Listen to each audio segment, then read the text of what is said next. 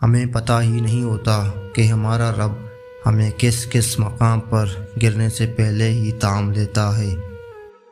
جب اللہ تعالیٰ کسی بندے سے دوستی کرنا چاہتا ہے تو اس کی زبان پر اپنا ذکر اور دل پر اپنی فکر کے دروازے کھول دیتا ہے۔ صرف پیسے کا ہونا ہی رزق نہیں ہے، نیک اولاد، اچھا اخلاق اور مخلص دوست بھی رزق میں شامل ہے۔ جب اللہ کسی بندے کے ساتھ بھلائی کا ارادہ کرتا ہے تو اسے کم بولنے، کم کھانے اور کم سونے کی ترغیب دیتا ہے۔ اگر دنیا فتح کرنا چاہتے ہو تو اپنا لہجہ دھیما رکھو، کیونکہ لہجے کا اثر تلوار سے بھی زیادہ ہوتا ہے۔ وقت کسی کا ادھار نہیں رکھتا، جو دو گے وہ سود سمیت واپس ملے گا۔